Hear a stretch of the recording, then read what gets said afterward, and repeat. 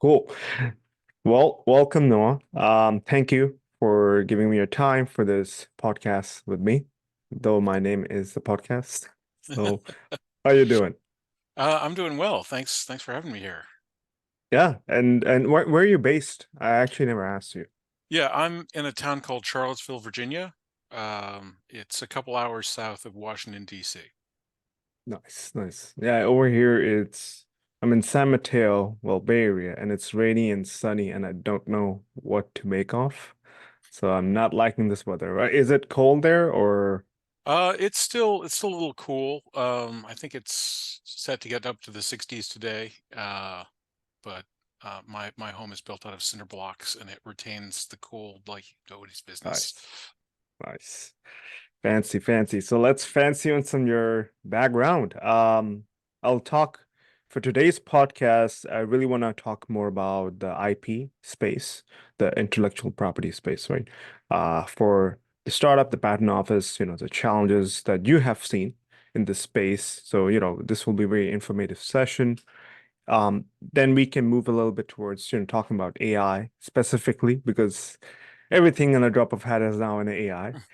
And yeah, we can also talk about something which you really we had a conversation before we met, right? Like we just for the viewers and listeners, computational growth. I found it very intriguing and interesting to talk about that a little bit. So we can break it up into three sessions for this one. But over to you, Noah. Can you share a little bit about yourself, who you are, what do you do? Absolutely. So, as you said, Noah, my name's Noah Healy. I'm a recreational mathematician and algorithm developer, and I've been working for about a decade at this point on a project uh, where I've developed a better way to organize marketplaces to lower the cost and volatility of the market and also increase the economic viability of operating markets and providing informative and useful data to marketplaces. So it's sort of a win-win-win-win, as it were. Uh, in pursuit of that, I've been learning how to explain some of the more abstruse breakthroughs in mathematics and philosophy to random citizens of the globe and fighting with the patent office about intellectual property and keeping an eye on what's been being developed in that space. So, that's fantastic. So I'm very happy to have you as a guest. You're probably the first one to be on my show who comes from a very technological background. I do have others, but I think your expertise is something I really would enjoy talking to, and I want to be as a learner in this case. Tell me more about the challenges that's happening with the IP. You did address that during our initial conversation when we got together. So let's dig in a little bit deep. What's going Uh, on? right. Well, IP law is something that uh, isn't really particularly well formed. There are various international agreements that have more or less regularized IP law, but what is being regularized isn't particularly well set up because people do not elect human beings for their capacity to be inventors or clear-eyed thinkers about information and creativity. People elect people for their ability to get elected, and so the laws are sort of broken at the source, and then what we've actually gotten to is a sort of cultural sequence of judicial uh, decisions and administrative decisions that are all kind of piled higgledy-piggledy because nobody really has a clear idea of what anybody else is talking about. And so specifically American laws around IP, which, as I say, because of regularization, are similar-ish to many other jurisdictions around the planet, um, sort of have several different separated categories. So the one of the issues is one of the more popular categories these days is trade secrets. That is information which is not being released into the public domain, and is being held and can be legally held by the company with aid from the companies, so from the countries. So this causes issues because, of course, the entire original idea behind intellectual property, going back to the 18th century and in some cases earlier, is that it's in the interests of a country to encourage its creative people to create useful things for people generally to be able to exploit. So encouraging people to create things that people can't generally exploit is not exactly fitting. Um, uh, the other three groups, there's trademark, which is relatively easy to get, but must be defended, and is indefinite and basically has to be useless. For example, Google is working very, very hard to not turn their name into a verb, because some people say, I'll Google that. And if that got into what would be generally accepted as common usage, then the name Google couldn't operate as their trademark any more than the name Eat could operate as a trademark for a restaurant chain like McDonald's or Wendy's or something like that, because Eat's an actual word. Um,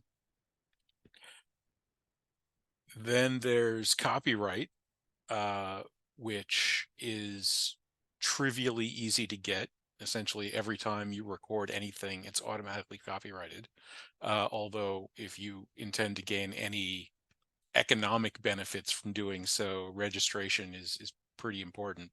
Uh, and and there's a lot of sort of, hoops and stuff that previously existed that mostly don't anymore. And copyright lasts a good long time, but copyright is also fairly specific. Um, and so, while if I were to take one of Stephen King's novels and change the names, I would still be violating his copyright. If I were to take basic story elements and write a new story with different characters, then that would be fine because, frankly, King's stories follow basic templates of stories that have existed for thousands of years. So it can't be that all encompassing. And that finally brings us to patents, which is the thing that I've mostly been fighting about. Patents have even shorter durations than copyrights, but you're allowed to make claims that make them more expansive so that you can protect the area around an idea. For example, one of the one of the patents, this is a patent that was granted, that was brought up in an attempt to demonstrate the existence of prior art. So you can't patent something that somebody else has already patented, even if it's not patented anymore. Once it fades out of patent, it's public domain, and nobody can protect it anymore. So these guys were patenting various modes of parimutuel betting, um, and as part of their enlargement and encirclement of their idea, they laid claim to every system of parimutuel betting that included up to infinite numbers of betting pools to choose from among. Um, they specifically went up to countable infinities. So in the parlance of modern mathematics, countable infinities are the lowest order of infinity, and that there are much, much higher orders of infinity available. And as it happens, my idea accesses some of these higher order infinite ideas. And so fortunately, that meant that their patent was irrelevant to my patent. But that gives you some sort of a notion. These guys had thrown literally an infinite lasso around their ideas. in order to encompass a larger source of things. And if you were allowed to do something like that in the copyright domain, you might be able to say, hum a scale, and then say all music now belongs to you because any use of these notes is something you would claim. Yeah. Wow. So basically, when it comes to patent, and there are two kinds, right? So there's provisional patent, which is not really full granted, right? So Well, so there's several phases of the patent journey. yeah. Um, uh, so you can file a provisional patent basically to hold your place in line. And I Hmm. had to do this because one of the rules is that things that are publicly known cannot be patented. Yeah. So you can't patent an idea that you've been talking about and publishing to people. Um, you need to keep it kind of quiet, and keeping things quiet and searching for people to help you are incompatible. So getting a provisional out there to kind of put a stick in the ground, Yeah. then gives you a year. But there's also the status of patent pending. Yeah. Once you've applied, that patent is pending. And until such time as it's impossible for the patent to be granted anymore, Hmm. um, uh, then it is still pending. Yeah. And so while my patent is not in great shape these days, mine is currently being appealed to the patent board Hmm. after some bizarre circumstances. Um, uh, I will be pending until at least July of 2025 when the case is heard, because they haven't actually said no for real yet. Wow. So does that mean then your patent is available in the public domain to be reviewed or to be read by someone or no? Like, there's It yeah. is. It is. The Google patent search actually has a link that you can go to and find.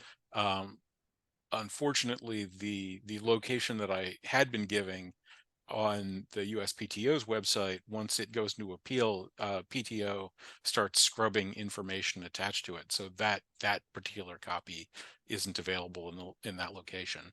Mhm. But yeah, that the patent is out and available, and this is another thing that people somewhat confuse. Yeah. A lot of people get their sort of notion of intellectual property's value from some sort of socialized knowledge about the entertainment industry, where people who were in a movie 20 years ago might get a check in the mail for a nickel because it was on television halfway across the planet. Yeah. Um, that's not exactly what is automatically implied by the existence of intellectual property. So, what a patent grants you is the ability to shut off other people's access to this technology. So, if you had patented a superior form of car brake, Yeah. uh, and people without your permission put that brake on their car, then you could inform the government and compel them to remove those brakes from their car, because they're not allowed to use that technology without your permission. So I have another question to this one, right? So I have seen I myself was doing patent years ago, um, for my startup. What's with the patent troll? If you remember, there was a time, right? So I think I want to touch upon that challenge, right? So, A, you already have something out there. Everybody keeps filing a patent. Let's say there's a person out there who has access. He has another friend of him, his who understands, and they keep doing these provisionals, right? I'm just saying, like, what was the patent troll? What was going on there, and how is that Well, affecting? yeah, again, that gets into the issues involved with this sort of administrative and judicial higgledy-piggledy. Hmm. So, say 40 years ago, it was the generally considered opinion that software and process patents were simply ungrantable, Hmm. and that's how it was. Yeah. Uh, but as tech companies became the primary driver of economics, uh, it became clear that the patent system would not be fulfilling its roles by taking the primary driver of economic growth and saying that intellectual property can't possibly apply to anything that they're doing. And so for America, there was basically a judicial fiat where a Hmm. judge said, it makes absolutely no sense that you're not allowed to patent advances in processes and ideas. Hmm. And he delivered a fairly blanket thing. And so Mm. suddenly lots of stuff that that had no consideration of patenting previously suddenly was hypothetically patentable. And the patent office had no institutional experience with this either, so they had no knowledge of what was and was not public knowledge. And so there was a flood Um, of things that were already historically known being patented. So imagine if um, furniture was a category of unpatentability, and yeah. then one day a judge is like, oh, furniture, yeah, of course you can patent furniture. And then you're like, well, oh cool, I'm going to patent chairs and tables, and and the patent office is like, well, we've never had a patent for a chair before because it was illegal yesterday, so I guess you invented the chair. Fantastic. um and so this, combined with other considerations, those got wiped out fortunately fairly quickly. But Hmm. without that institutional knowledge, they couldn't really gauge what was and wasn't valuable. And Yeah. so there was, and in fact is to this day, a relatively viable thing that's available to create plausible sounding claims Mm. that aren't necessarily terrifically novel or aren't justified by your situation. Like I said, the that Lang patent, that was the one I was talking about, uh, looped an infinite space around their idea. Um, so the trolls can basically just go in and try to patent a lot of what ifs without necessarily providing very much guidance towards how to actually do something. Yeah. And then they just sit around. That you hear about the possibility of a breakthrough. You've got you've got some resources, so you go throw hundreds of patents into the system and get some of them done, and then you just sit quiet. And if those breakthroughs turn into viable businesses, then you show up and say, "This is cool. I'd like to have it now. Cut me in or cut yourself off, because Yeah. you're not allowed to have those brakes in your car because I patented stopping vehicles." Yeah. And and what are you going to do about it? Wow. But this is not necessarily new. Um, Henry Ford is very famous for sort of being the first major car manufacturer in the United Hmm. States of America, but he wasn't the first car manufacturer in the United States of America. Previous car manufacturers had been taken down by something called the Selden patent, and the Selden Oh, patent, yeah. uh, What's that? Yeah. yeah, was essentially this patent on putting an engine on a horse cart, and it Hmm. had been bought by a buggy whip company of all things, and they were a very well funded operation. They were actually the last operating buggy whip company in the United States after the car wiped out demand for wagon travel. But their attorneys held that the Selden patent was sufficiently general that there was no way to design a motor vehicle that wouldn't violate it. And so they would sue into oblivion every single attempted car manufacturer in Yeah. America so that they could keep selling buggy whips. And Ford had a very wealthy backer, Hmm. and he raised a lot of money, and he took the Selden patent to the Supreme Court and effectively had it declared a troll. Um, Wow. and that's what meant that he could actually get his business rolling. Wow, that is so interesting. I didn't know that. Wow. And so in summary, what you're saying is, and so my dad actually back home, he is into trademarking patents, right? And so that's what he did for a living. And what I remember, so he would get these footballs, which were also designed for FIFA, and so he would be like doing trademarks and so forth, and like the patent around it, right? So I think what a lot of people are missing out, the patent is not like, hey, I designed a piece of something very generic.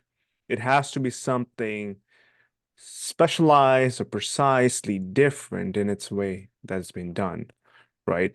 It Right. can't be like as you said, like I created this node. No, you cannot because it's a general thing that everybody uses. It's not just like you have this thing. And I know my dad would always complain sometimes, oh, this guy, he wants to do the patent, but he can't because this comes in a general domain. Like you can't. And people would argue and they will be like, "Ah, I'll pay you what you want." He's like, but I can't pass it even if you pay me. But on that note, so with the challenges that you're mentioning, like in patent world, what's happening is these, and correct me if I'm wrong in this space, but a lot of companies or people filing in the general domain so they can, go ahead, get licensing fees, sue them, have the trolling aspect and everything. When we look at startups, right? So startups are nimble, they don't have money, they're strapping around, they're living on ramen. So that's one. How someone like that, like I had one challenge was when I was trying to do provisional patent for my startup, which was a creator space. It was hard. The attorneys cost a lot. And there was also a method that, hey, I saw how you can write it. I was trying. Good luck. You can't, it's challenging. It's a full-time gig.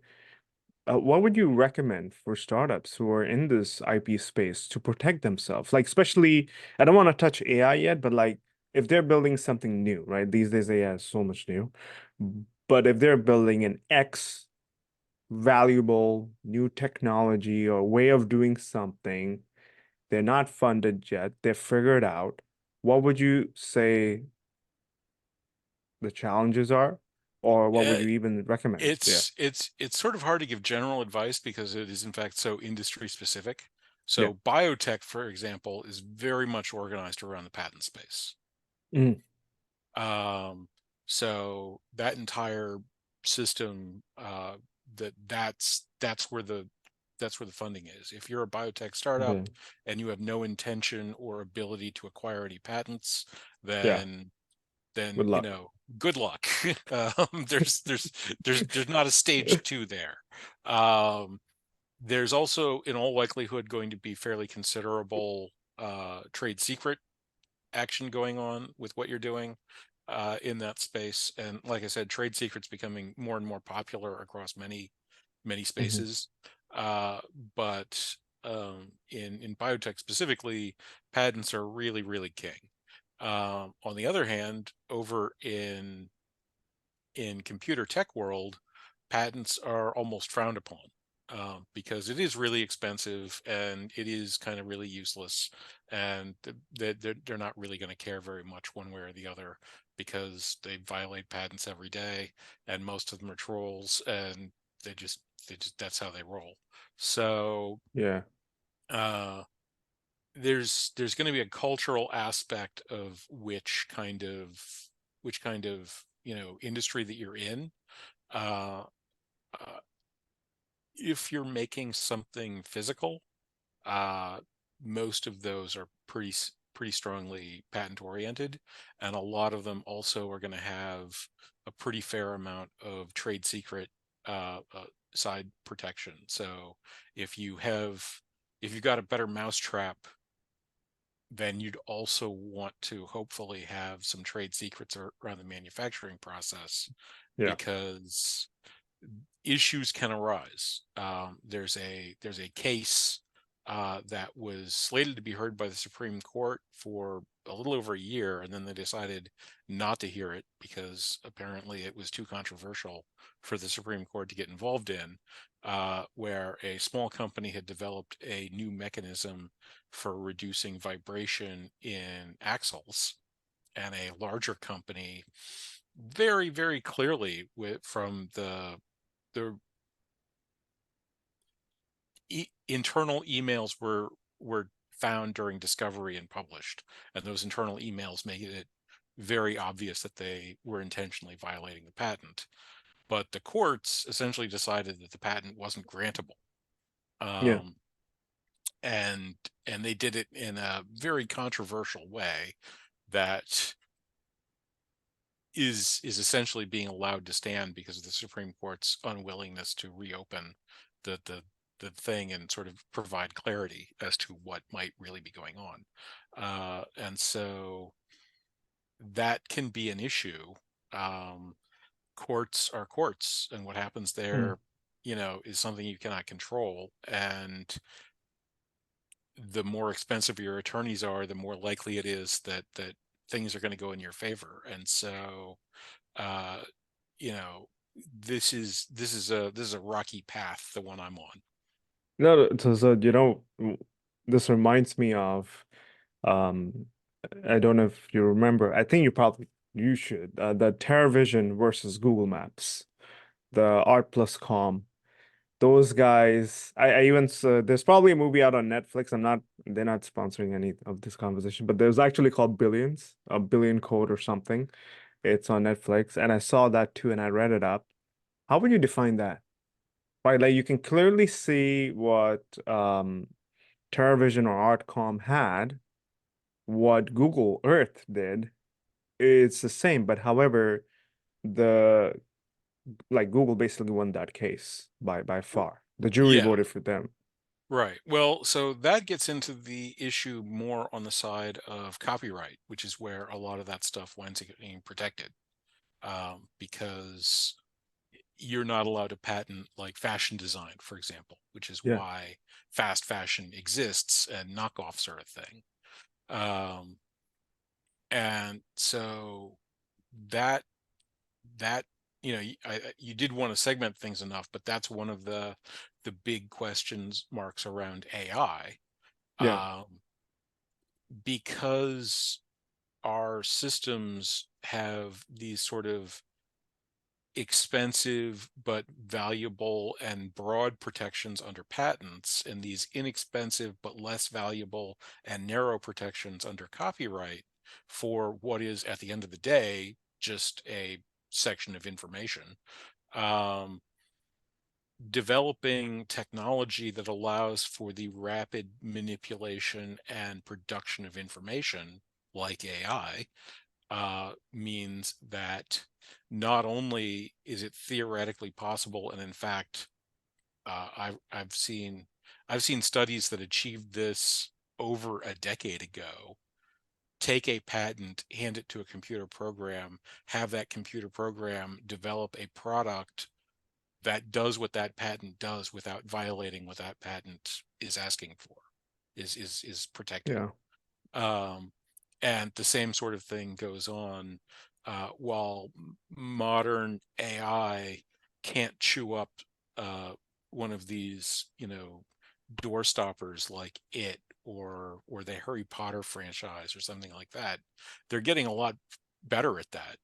yeah, Google's 1.5 uh, is apparently good for 1 million tokens, so it can pull in an hour of video or 11 hours of audio or thousands of pages, and so it would be hypothetically practical in the reasonably near future to be able to take international bestsellers, yeah, hand them to maybe not your phone, but yeah, give it another 5 years and maybe your phone, and have it hand back to you an international bestseller quality story that's sufficiently different that it wouldn't violate any copyrights.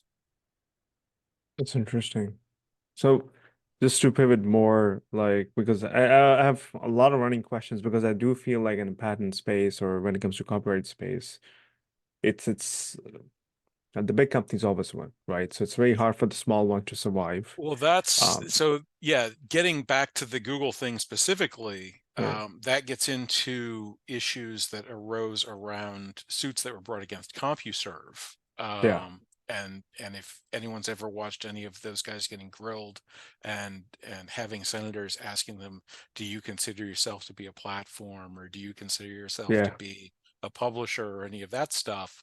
Um, Basically, in the early days of the internet, it became fairly obvious that the strict interpretation of the copyright meant that it was in fact illegal to have internet. Um, this internet operates by copying. yeah, Uh, the I I'm producing a bit stream. That bit stream is sent down. It's still on mine until you confirm that you have it and the cache yeah, is cleared. The places between you and me are taking that down and holding local copies in order to do the various handshaking and communication and so on. And so under the sort of traditional view of copyright that was laid down when book pressing was a thing, mm, um, just reading a web page would violate the web page owner's copyright hundreds or certainly dozens, but more usually hundreds and potentially millions of times. And search engines are even worse. In order for Google to operate, it needs to know what's in other people's web yeah, pages, and the only way for it to know what's in those web pages is to correct. have copies of those web pages. Yeah, And so uh, Congress passed fairly blanket protections for big tech companies that essentially said they can just do anything they want to and nobody can say anything about it.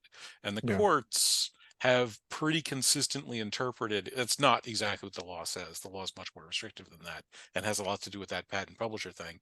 But yeah, the courts have pretty consistently interpreted the intent of the law, which is pretty clearly what the intent of the law is, that big tech is simply immune to this area of law.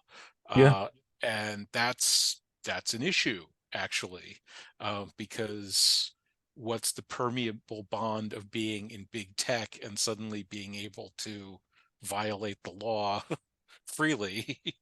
Yeah. um, who's in the club, who's not in the club, and that question has become very, very politicized and very political, and we see that play out on a regular basis.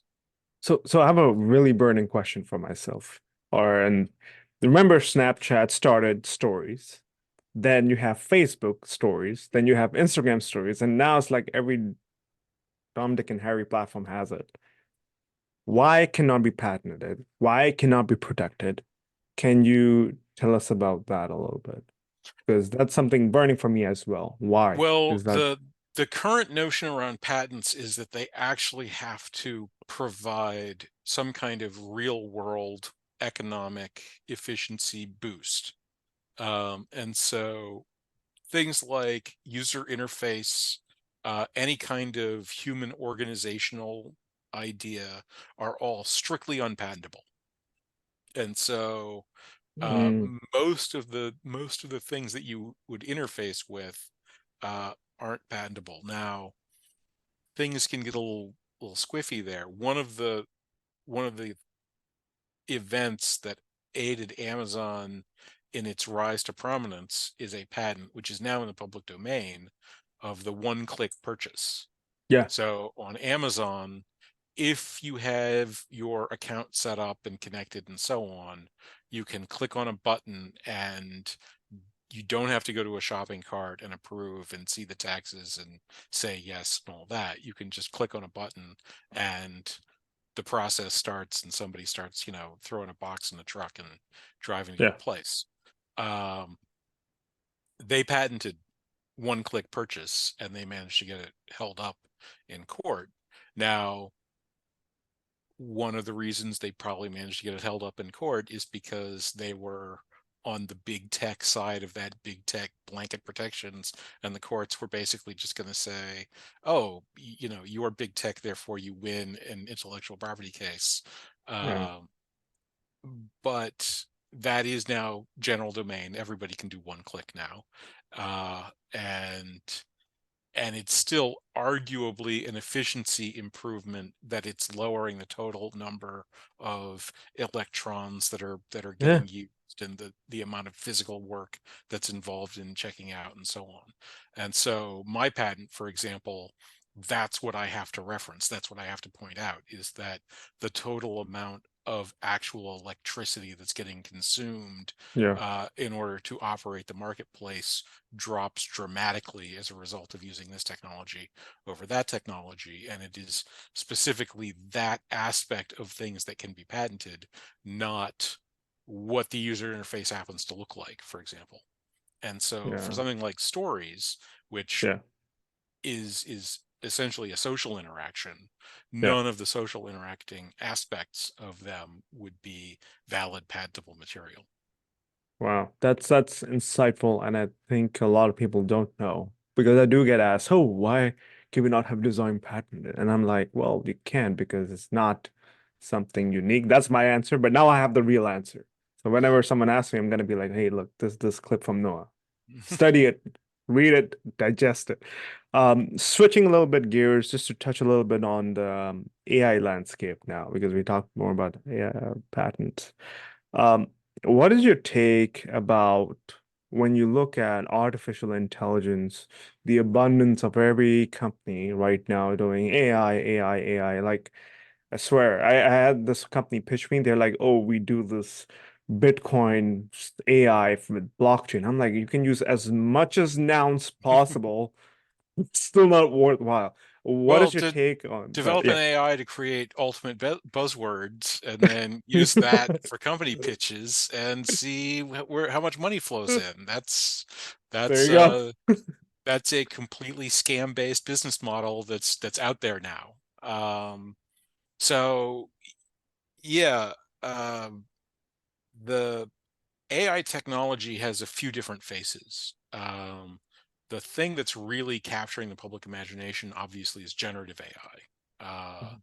And that has a lot of implications because our history of cultural artifacts, which is largely what generative AI is producing, is that only human beings can produce cultural artifacts. There's a few sort of curves around the edge.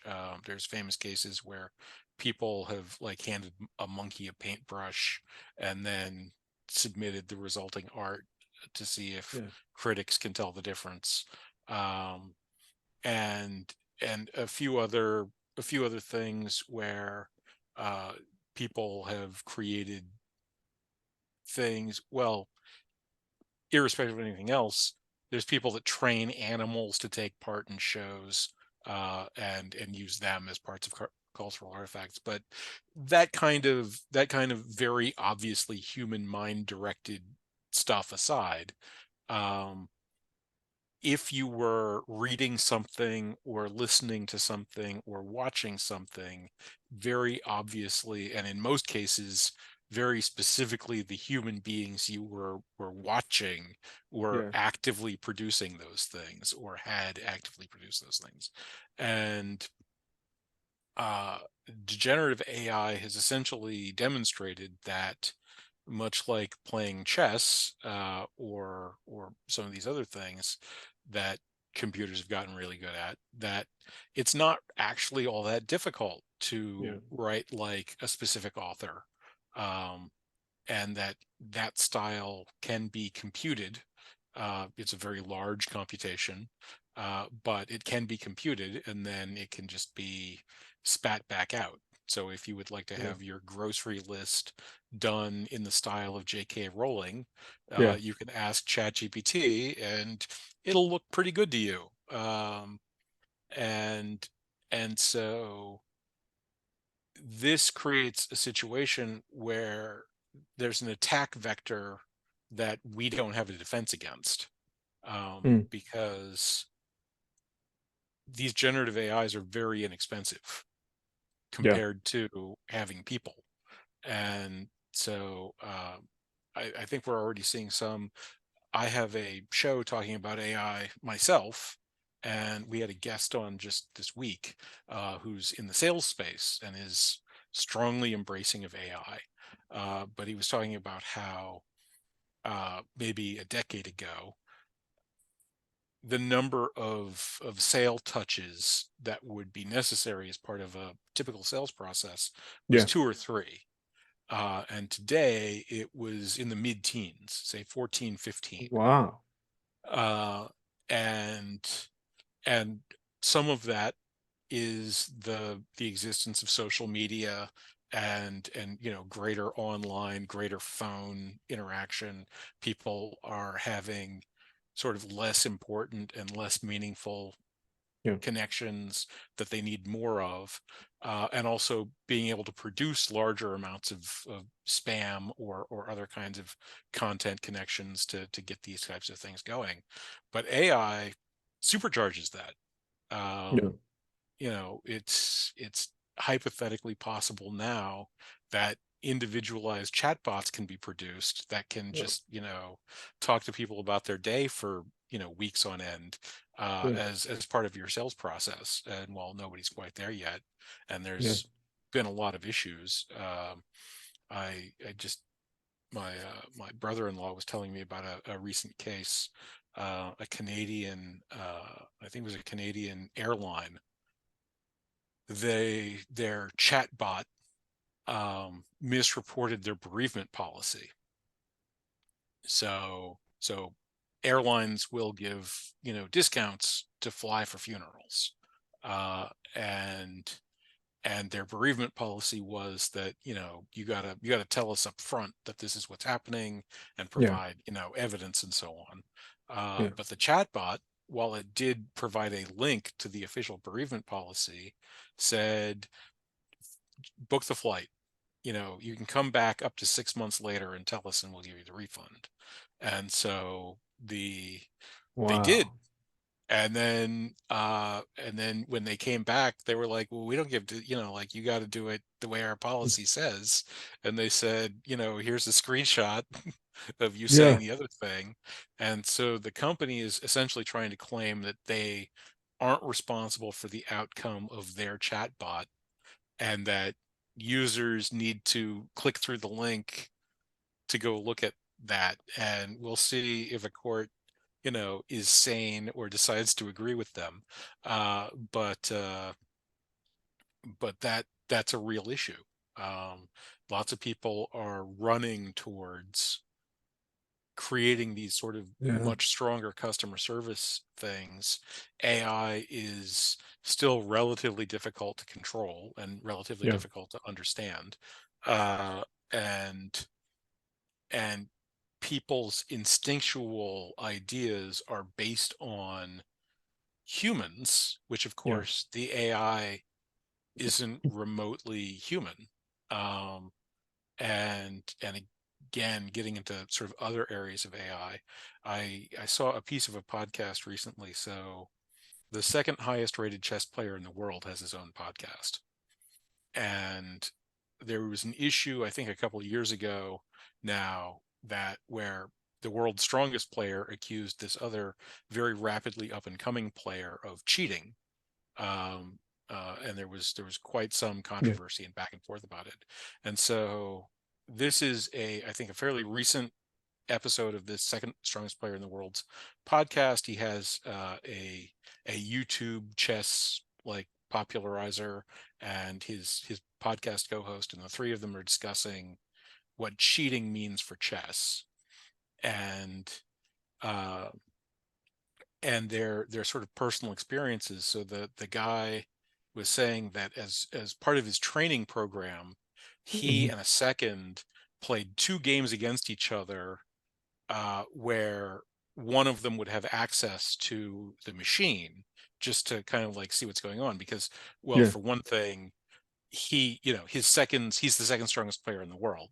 Like, unless his second is the strongest player in the world, they can't actually challenge him to a Yeah. real game.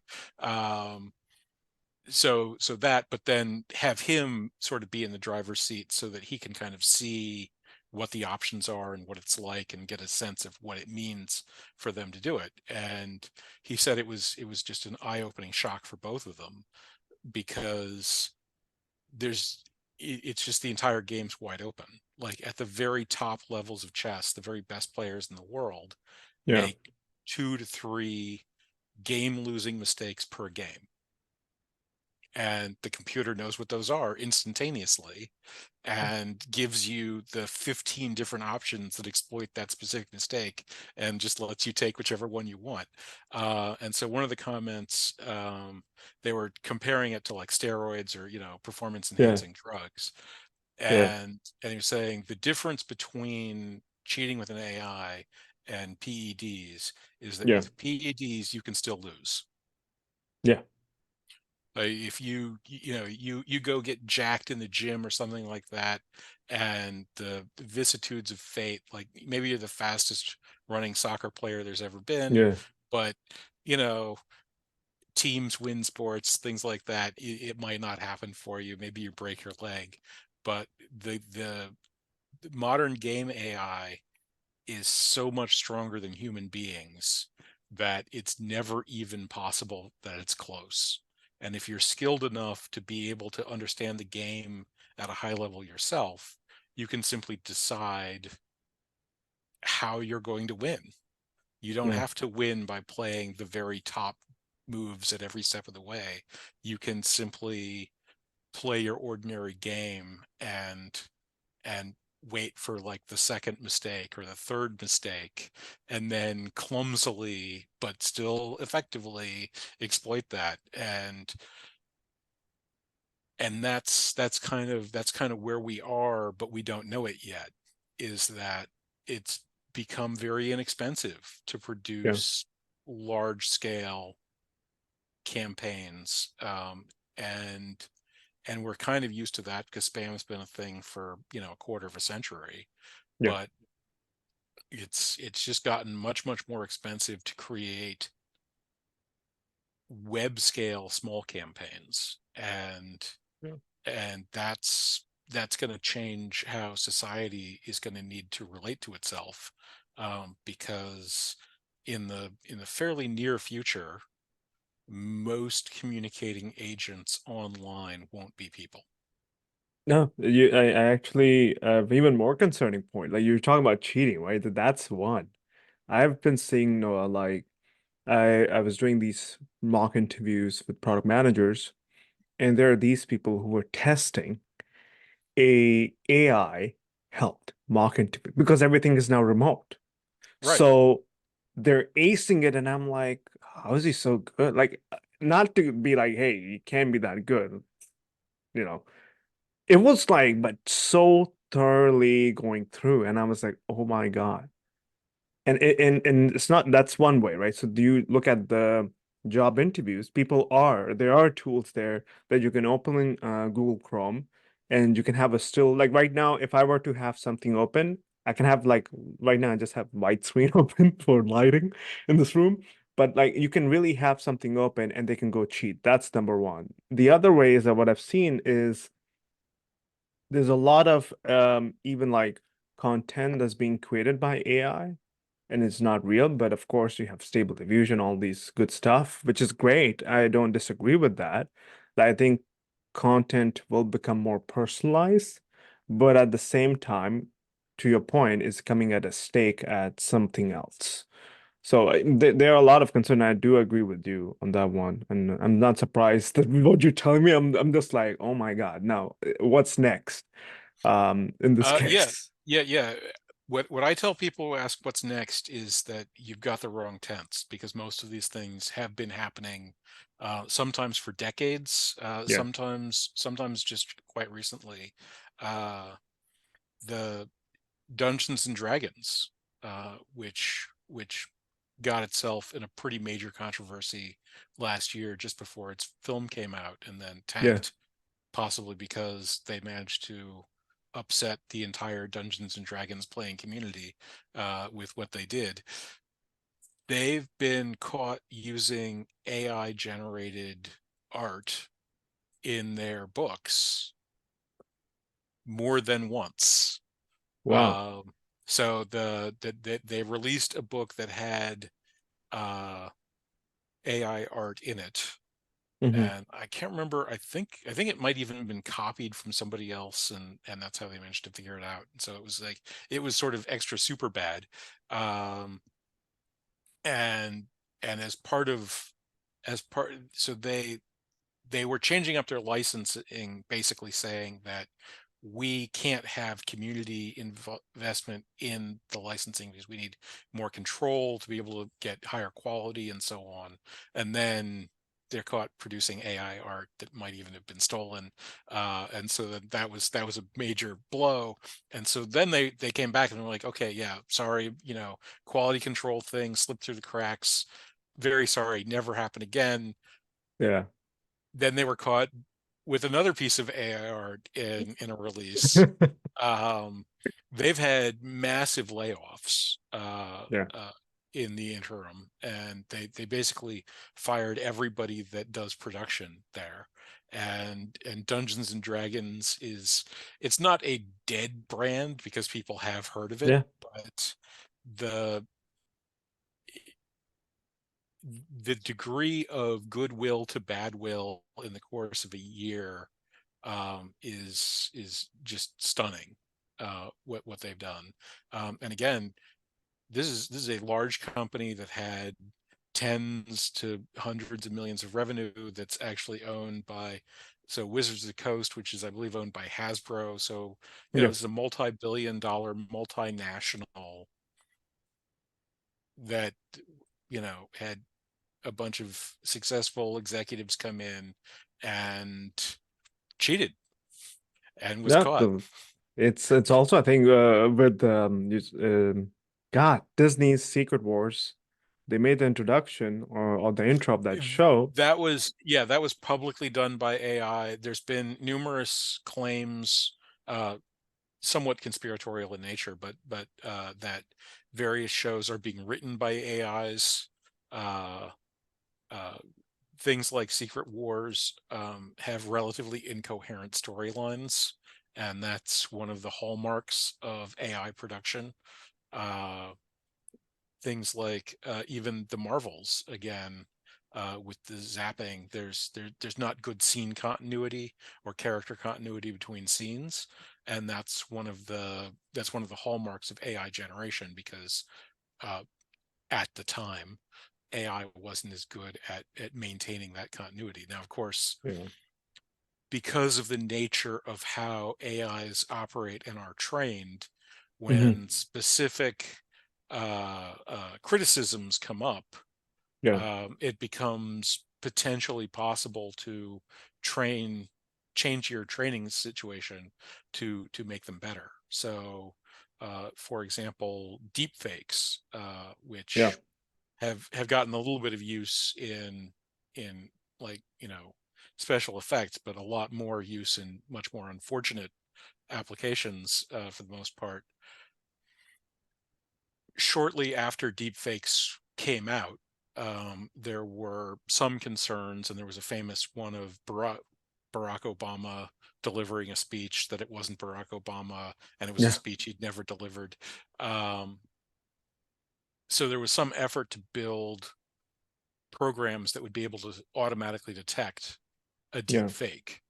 And what the deepfake community did was took those programs and plugged them into their training harnesses to retrain the deep fakes to avoid the programs, because not so much because they wanted necessarily to be Yeah. able to create deep fake evading deep fakes, but because the deep fakes that are trained to evade the detectors are visually more convincing as well.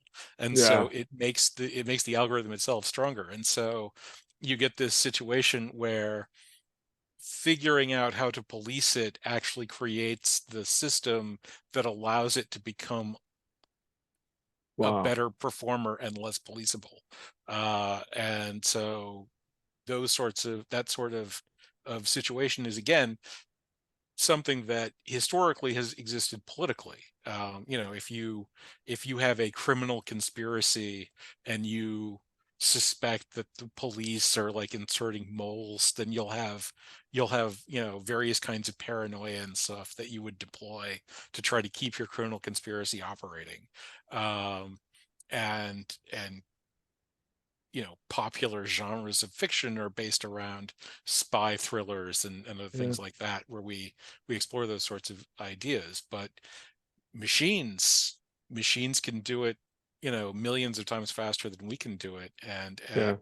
at greater and greater depths of sophistication. So whereas in a film you might have a character being a double agent or a triple agent, or for humorous purposes, I think there's a Key and Peele skit where somebody's actually a blueberry pie who's like 8 levels deep or something like that. But for the computer, one of the hallmarks of computer science is that there's only three numbers: 0, 1, and infinity. Yeah. So some things never happen, some things happen only once, but nothing only happens twice or 3 times or 10 times or a trillion times. If it can Yeah. happen more than once, it can just happen as many times as you want. And Yeah. so, just as you can have a detector that you can then put in a harness to improve the thing, you can then take that and stick it into a harness and improve the detector, which you can now stick into a harness.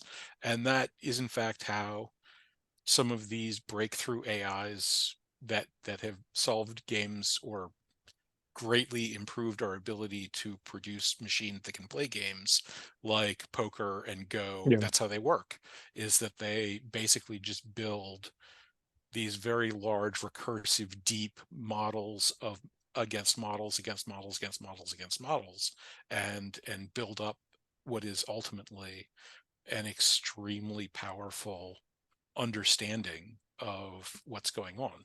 And that same kind of technology uh, will now be deployed socially. This reminds me of a scene from Inception. When they go into dream state, they like Leonardo DiCaprio, he has the spinner, and if it Sure. spins perfectly, he's in a dream. If it not, then it falls or something. I feel in this world of AI, not yet, but I think sooner we need something like that, which differentiates us, or in with our imperfection, that this person is real, this content is real, versus like everything to perfection. That's one thing that comes to my mind when I hear all this stuff, when I read all this stuff, is like, That's you know, that is a common instinct. I'm fairly certain that it is unfortunately quite wrong. Um, because it's going to take a lot of effort, and yeah, there's going to be a lot of incentive to make that problem as hard as possible. yes, that's Um, true. and not all of that incentive is nefarious. Film production technology has increased enormously over the last 50 years because having things on screen look like they really happened is more affecting for an audience. Yeah, So 60s films with, claymation or stop motion yeah, effects can be intriguing, but there's a sort of separation there that becomes hard to bridge versus something like Jurassic Park, where the the integration of the technology and the pieces are much yeah, smoother, much more real feeling. Um, and so the fact that both the criminals and the artists and the people that are actually trying to get something useful going all are going to have a common interest in making that problem as hard to solve as possible. yeah, Uh, to me, the solution, assuming that there is one, and I think that there are, is that our institutions will need to change in such a way that they emphasize the value to their users of the institution in such a fashion that we are indifferent Mm. So whether you're getting a piece of advice from a trusted priest or a doctor or or a computer Yeah. should be irrelevant to you. There should be a system in place that allows you to evaluate the value of that piece of advice, irrespective of its source. Um, Mm. That's true. and similarly, if you're providing a service, it should be irrelevant whether you're providing that service to somebody that's that you care for and love, or some machine halfway around the world. Hmm. You should be able to provide a valuable service irrespective of those two things.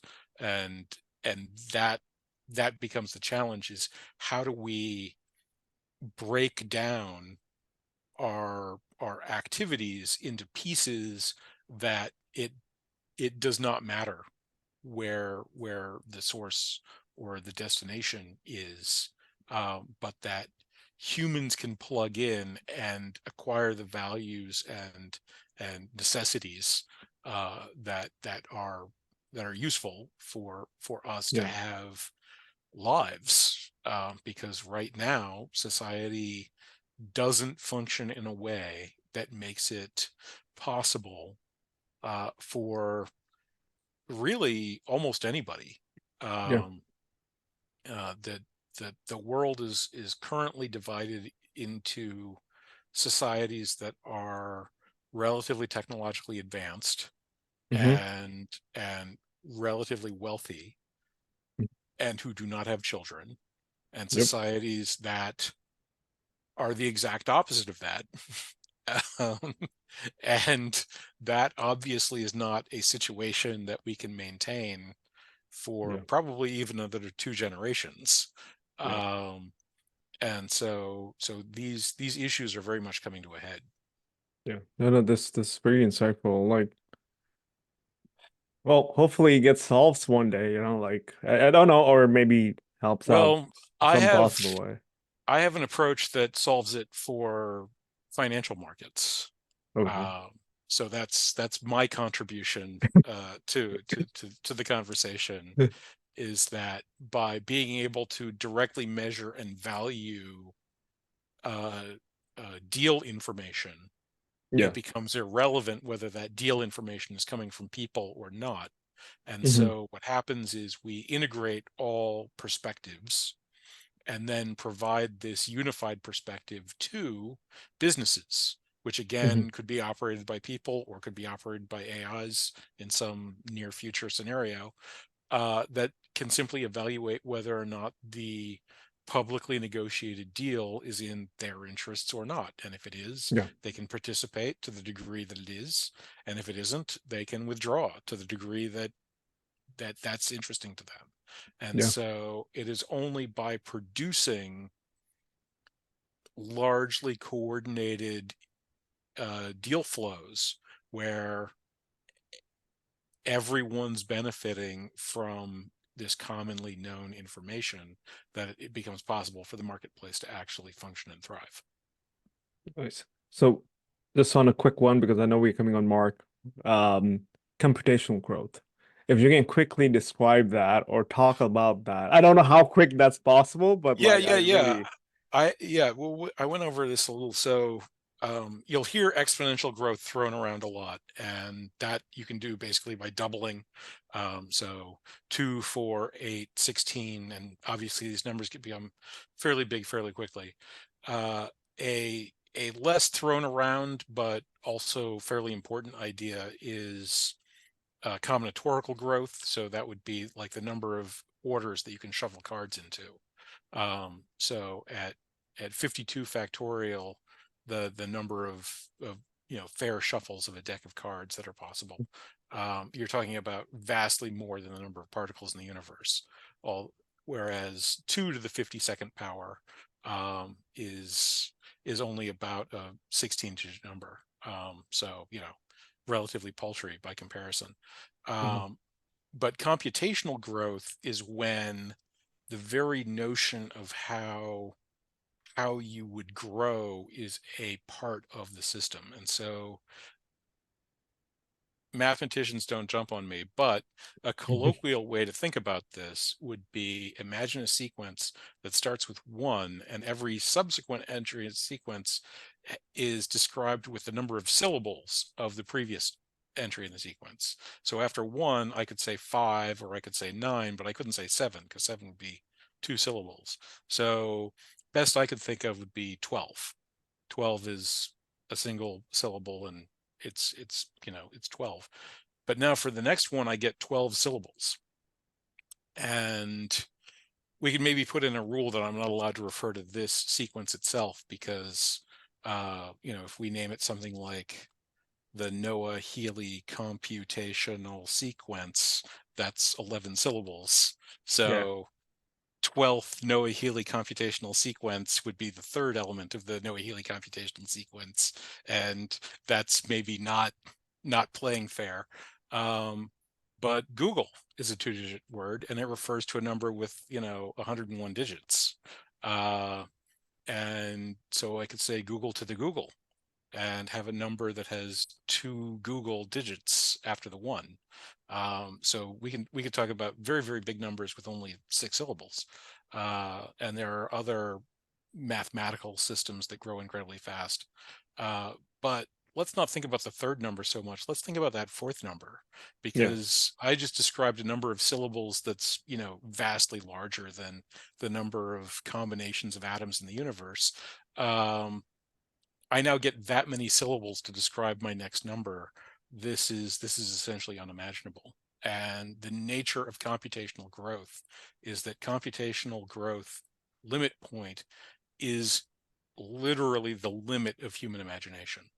And so as AI systems get closer and closer to being fully computationally realized, the limits, much like stories of genies and so on, will be quite literally the limits of our own imaginations. And that is very much not something that society has experience with, again, outside of some very fantastic tales, which quite frequently have some pretty bad endings associated with them. So I just have to ask you a very bizarre question. So what will come after 12 in this case? So you said Uh, 1, 5. well, so Would that be 20? I'm just probably, saying. yeah, probably the most commonly available idea out there would be the Google. And so most people are familiar with exponentiation. So Google to the Google, Mhm. to the Google, to the Google, would be a number of truly epic proportions. Uh, but there are, again, there's a thing called plex that's used by a large number of enthusiasts. Mhm. Adding the syllable plex to a word means to raise the prefix to the power of 10. So another way to say Google is 100 plex. So Googleplex is a well-known idea. Yeah. It's 10 to the power of a Google. So since Google's 2 syllables, we could put 10 plexes on the end of it and have a pile of 10 tens followed by a Google. And that would be vastly, vastly larger than a mere 4 stack tall Google Tower. But there's other really crazy ideas. There's a function called tree. And while tree 1 is 1 and tree 2 is 3, tree 3 takes about 10 hours to explain how mind-bogglingly vast it truly is. Um, and tree belongs to actually a sequence of these graph building game version numbers. Tree's the smallest of them, that each grow quite unimaginably faster than the previous one. Um, so something like nesting trees, so Yeah. 11 trees followed by a 12. Um, Although 11 trees followed by 12 is 7 syllables. So I could use larger numbers to plug into these things, Ah. uh, to get things turbocharged. Um, and those numbers would quite literally fall out of the minds of most humans. At the ultimate there's actually a sequence that truly is the computational growth sort of limiting sequence for something called Turing machines called the busy beaver numbers. Um, and since busy beaver is only 4 syllables, I could say the busy beaver of the busy beaver of some 4-digit number like Googleplex, and the third colloquial thing of my sequence would be quite literally beyond the possibility of imagination within our universe. Interesting. That's like I'm gonna probably play with AI to figure out this as well. But no, no, thank you for giving me your valuable time. We had a really good in-depth discussion of things I actually never got the chance to talk about, but which were the patterns, the AI. The AI part I really liked talking about because you just blew my mind in some cases, patent as well. And we didn't touch that much deeper in computational growth. But thank you, Noah, for joining the call. And yeah. Thank you. This was great.